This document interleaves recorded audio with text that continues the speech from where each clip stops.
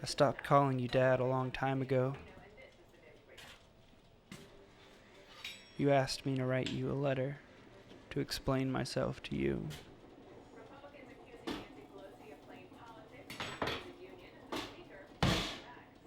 The truth is, I've imagined you dead so many times for so many different reasons that most days I forget you're alive.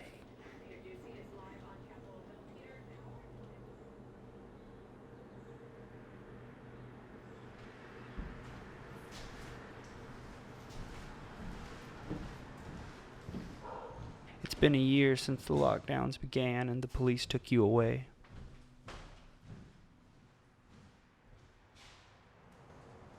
While you were in rehab, we spent the summer packing up the house.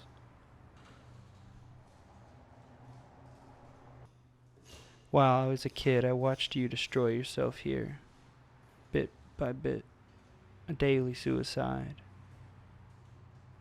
Then your cancer came along, and I never saw anyone suffer the way you did.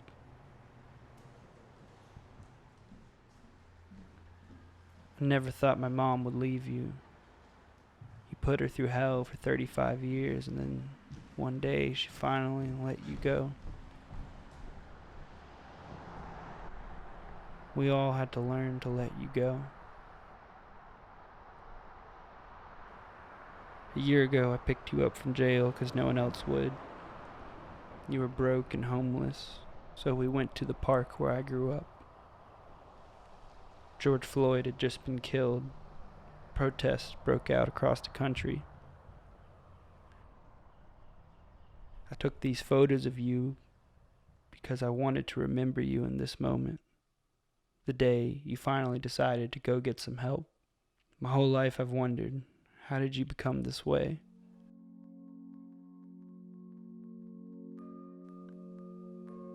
When your father was a child, he watched his mother die in front of him.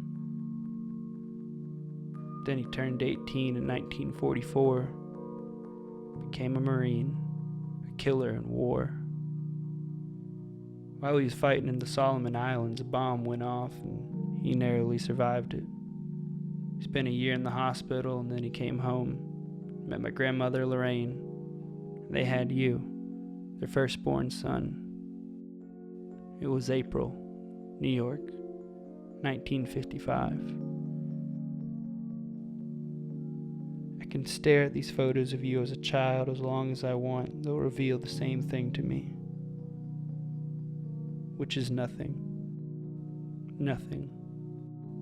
They give me an impression of what your life looked like, but I will know nothing of what you lived, nothing of what you saw, nothing of what you felt then. It's just the surface of you. I will never know what terror your father inflicted upon you when he wasn't holding that camera.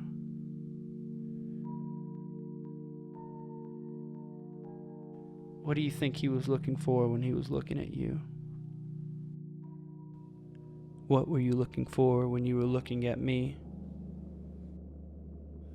We don't have a friendly relationship. Every moment you have an opportunity to be indifferent or removed or whatever the fuck you want to call it, you choose to make that happen. So, you know what? If you were okay, everything would be okay. If you're not okay, it's not okay. You're not okay. That is like a simplistic version of what's going on.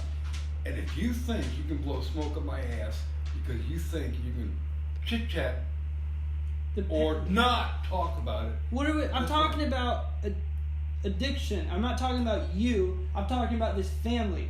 So what? What do you mean, so what? All right, You act like crazy, like, why are things not great? Because they never were, and they're not just gonna Bullshit. Bullshit. You had the best life in your fucking existence. How do you don't know You that. don't have any fucking memory of it. It's unbelievable. Okay, I don't. Why? Why do you say that? What do you know that I don't? Because I have receipts. I have 15,000 pictures of you being happy. From the time you were born until now. And you dismiss it. Fine. You don't like it? I don't care. I love you so much you cannot imagine. Nobody in the world loves you as much as I do. But you are nasty and indifferent, and you're making a circumstance that's unnecessary. And you know what? You are the person who's suffering. Okay. All right, see, I know you're indifferent. You just dismissed it. I'm just saying. Wouldn't be glad to talk about anything. I don't care. Why do you drink? Okay, that's a good question. Oh, You just gone through cancer. yeah, cancer was not working out very well for me. I was in constant pain. I was angry at you. You were angry, drinking. so I was angry at you because you were so drinking. she was throwing. I mean, it was just like a constant circle. Well, I was very angry because he was drinking. I mean, it's not like a vicious thought. It was just one of those things, and it was stupid. I agree, and it's my fault, and I'll take full responsibility. But Why did you choose to drink and drive while I was a child in your car? I don't think that happened a lot, but if it did, it happened the night you got pulled over and that's arrested. right. That's true. That's when you true. took me downtown. But I had. All right. I thought about that today. You did. All right. You took me I downtown. talked to a You got cop pulled over and arrested. .79 doesn't justify it, but it was something that, like, you're not running into walls and things like that. But you did run into walls at times. You ran into cars. You ran into walls. All right. You lied. Okay. No, you did. These things happened. So I'm just wondering. Okay, is this... No, this is what it's about. So why do you do these things? Why did you do these things? What compelled you for years to do these things? It was on and off. It was wrong. It was on for 5 years. Okay, what do you want me to say? I want to understand what were you I was were thinking. wrong. What the hell you want for my life? I don't mean wrong. I want to know why you were doing it. Because I was hurting. Why were you hurting? Everything wasn't working out. What does working out mean? My career was going down the fucking toilet. I have an MBA. Everything I've done has always been very exceptional.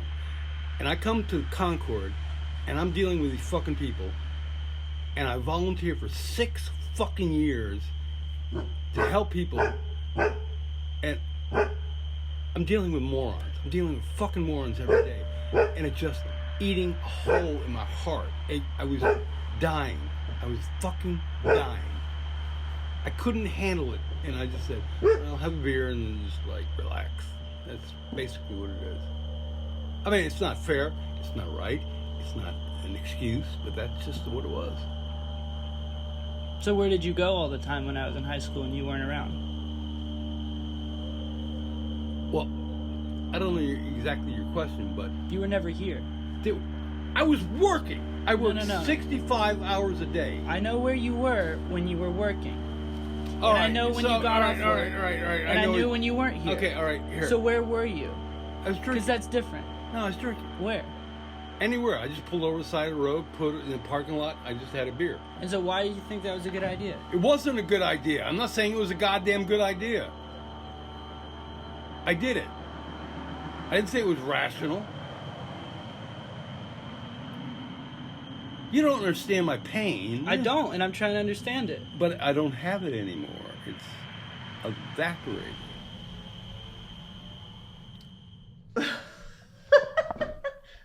Isn't that cute? Mm-hmm. Okay. He's got a bunch, like a whole. And I told him we want them back. Definitely want them back. What about the other drawers? I've been through Okay, everything. fine. I don't care.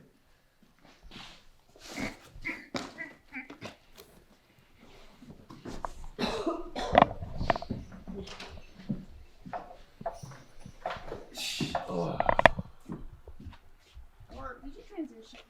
Yeah. Or I gotta sit sit down. Sit down. I am. I'm gonna sit down.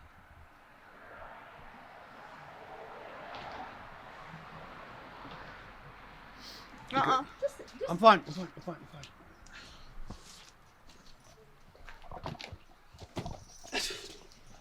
shouldn't even be. Just sit down. You shouldn't even be carrying that. Sit down. Quiet.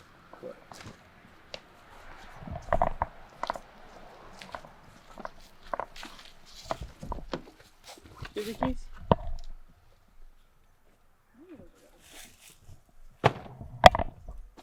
Can you lean on that? No, I'm gonna put it over there.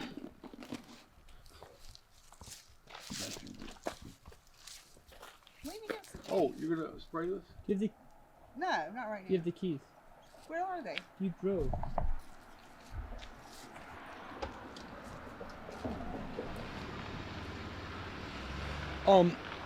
Walk around the yard.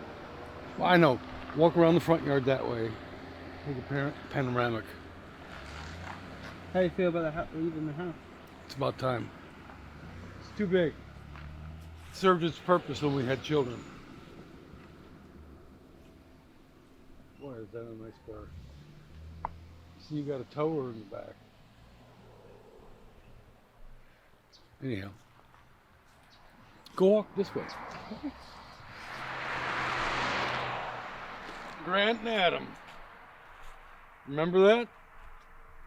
Put your names in there? Where? Grant and Adam. Remember that? Oh, 3. How old were you then? I don't know.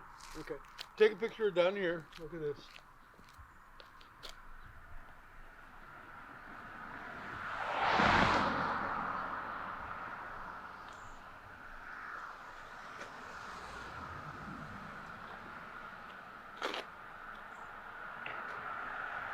And take a picture of the last standing white oak. The other one fell down.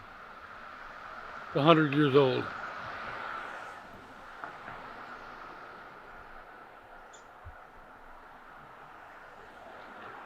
Twin oaks. That's one oak. Hey, Bella, Bella. Good girl. Good girl, Bella. Take a picture of your backyard from there. Spend half your life back there.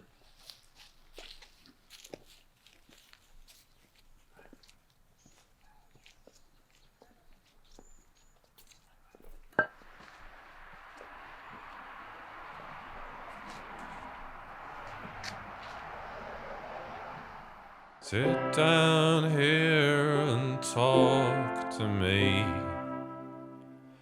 I promise there's nowhere I'd rather be.